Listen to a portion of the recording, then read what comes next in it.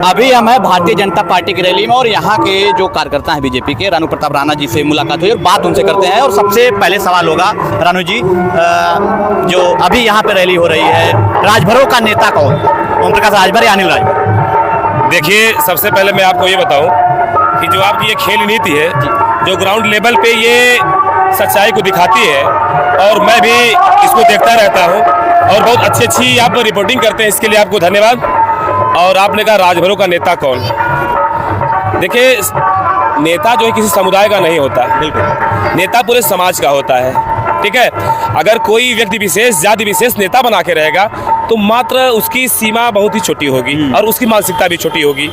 इसलिए देखिए, मैं राजभरों की नहीं, मैं सारे समुदाय की बात करता हूँ कि आप यहाँ तिकुरिया के मैदान में आए हुए हैं, यहाँ तैयारियाँ पूरी हो गई हैं, पब्लिक आ जा रही है, लेकिन यहाँ अनिल राजभर जी की जो लोकप्रियता देखने को मिल रही है, इसे साफ पता चलता है अनिल राजभर जी राजभरों के ही नहीं, सारे पिछड़े दलितों के नेता हैं, सर्व समाज के नेता हैं। क्योंकि यहाँ देख रहा हूँ क्षत्रिय भी हैं, ब्राह्मण भी हैं, वैश्य भी हैं, सारे लोग हैं, तो इसलिए अनिल राजभर जी सबके नेता हैं, ठीक है। भारतीय जनता पार्टी से गठबंधन करके सरकार में कैबिनेट मंत्री हैं ओम प्रकाश राजभर जी भी, पंचायती राज मंत्री।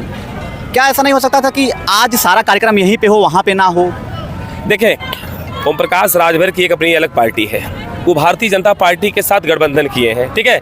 उनकी अपनी सोच है, उनकी अपनी नीति है, वो क्या करते हैं क्या नहीं करते हैं। अभी बिहार में चुनाव हुआ था, ठीक है, बिहार में उन्होंने गठबंधन से हट के चुनाव लड़ा।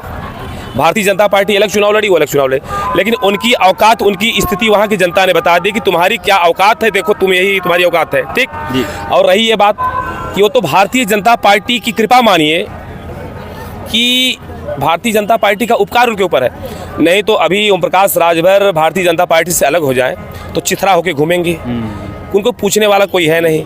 इसलिए मैं आपसे स्पष्ट बताना चाहता हूं कि ऐसे व्यक्ति जिनकी ना कोई बात की गारंटी है, ना उनके कर्मों की गारंटी है, ना सभ्यता है, ना संस्कार है, ना किसी जाति को छोड़ते हैं, ना किसी धर्म को छोड़ते हैं। कभी ब्राह्मण समाज की बात आती है तो यादव को गाली देने लगते हैं, कभी यादव समाज की बात आती है तो मौर्य, निषाद, केवट, मल्ला इनको गाली देने लगते हैं। तो ऐसे नेता की ना कोई छवि है, ना कोई स्थिति है। जैसे पानी का आपने बुलबुला देखा होगा, आता है खत्म हो जाता है, वही स्थिति ओम प्रकाश राजभर की है। और आगे आप देखते जाइएगा कि क्या स्थिति उनकी होने वाली है। आपने कहा कि बीजेपी का उन पर उपकार है पार्टी में, बिल्कुल, तो बीजेपी कैसी क्या रही है मजबूरी कि उनको पार्टी में रखा है? क्योंकि अगर ओम प्रकाश राजभर बीजेपी में ना रहे तो शायद ही प्रभाव पड़े बीजेपी पर। देखिए, ओम प्रकाश राजभर बीजेपी का साथ नहीं दिए थे भारतीय जनता पार्टी ने, उससे वो रहे या ना रहे, भारतीय जनता पार्टी पर कोई फर्क पड़ने वाला नहीं है। सरकार तब भी बनी, जी, ये बात कर रहा हूँ, ये 2022 में हमारे साथ थे, जी जी, ठीक है, गए। फिर इसके बाद इनको जनता ने इनकी औकात दिखा दी कि देखो तुम्हारी क्या औकात है, बिल्कुल। इसीलिए आपसे बता रहा हूं कि भारतीय जनता पार्टी का पूर्ण रूप से इनके ऊपर उपकार है। अगर भाजपा नहीं होती तो आज ओम प्रकाश राजभर की हैसियत नहीं होती, वो मंत्री भी नहीं होते। मेरा सवाल बस यही था कि ऐसी क्या मजबूरी है कि बीजेपी इनको क्यों ला रही है? क्योंकि अनिल राजभर जी ऑलरेडी एक बड़े अच्छे नेता हैं। आप एक समुद्र, एक गढ़ई पोखरी की बात मैं बता रहा हूँ। भारतीय जनता पार्टी एक समुद्र है, वो बाहें फैला के बैठी है, उसके अंदर दया है, क्षमा है, भाव है, जो आता है समाहित कर लेती है। ये बुलबुले की तरह उड़ते जाएं, ठीक है। भाजपा का भाव है, ये आए हैं, इनका स्वागत है, ये जाएंगे तब भी भाजपा इसको नहीं रोकेगी, इनके रहने ना रहने से कोई फर्क नहीं पड़ने वाला। यहाँ आप कैमरा घुमाइए, देखिए अभी कार्यक्रम स्टार्ट हो रहा है, यहाँ पब्लिक आनी शुरू हो गई है, एक बहुत कम भीड़ अभी, शायद पड़ेगी। अभी तो कार्यक्रम स्टार्ट हो रहा है, अभी लोग आ रहे हैं, अभी आप रहिएगा, देखिएगा लोगों का जनसैलाब क्या स्थिति है। अभी तो यहाँ तो इसको मान चलिए अभी कल पूजन शुरू हो रहा है, जो अखंड 11 बजे के बाद भीड़ खूब बढ़े। हाँ, 11 बजे। देखिए, पब्लिक को हम लोगों ने समय 11 बजे बात का ही दिया, रिपोर्टिंग कर रहा था, दिखा रहा था कि शायद 11 बजे के बाद भीड़ बढ़ जाए। हाँ, दरअसल 11 बजे का हम लोगों ने समय दिया हुआ है पब्लिक को। अभी 10:31 हो रहा है, ठीक है, 10:31 हो रहा है, तो 10:31 में ये स्थिति है। 11 बजे बाद क्या स्थिति होगी आप यहाँ खुद देखेंगे। बस भैया एक लास्ट सवाल की, यहाँ पर आजमगढ़ में खासकर अभी जिस तरीके से सपा का गढ़ माना जाता है, क्या बीजेपी की पूरी कोशिश रहेगी कि इस गढ़ को, ये जो किला है उसको भेजा जाए?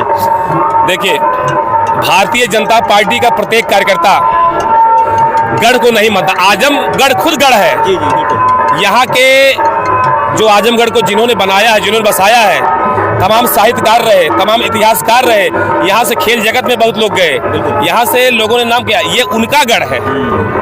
अगर कोई राजनीतिक दल अपना गढ़ बनाए ये उसकी मूर्खता है। यहाँ की पब्लिक जो है वो सब कुछ निर्णय लेके बैठी है, क्या करना है क्या नहीं करना है। मैं एक वीडियो आपका देख रहा था अभी, कल या परसों साथी मीडिया वाले आए थे, तो आप बड़ा ओम प्रकाश को लेकर बड़े एकदम एक तरीके से बोले कि एक जो शब्दों का चयन आप कर रहे थे, बड़ा नाराज दिख रहे हैं आप ओम प्रकाश जी। देखिए, जैसा पशु वैसा पगहा। अच्छा, मेरी बात समझिए, जैसा जिसका भाव होगा वैसे मेरे जवाब होंगे, ठीक है। इसीलिए कह रहा हूं, जैसा पशु वैसा पगहा। जैसा ओम प्रकाश राजभर बोलेंगे वैसा जवाब पाएंगे। आप मुझे सम्मान दोगे तो मैं आपको सम्मान दूंगा।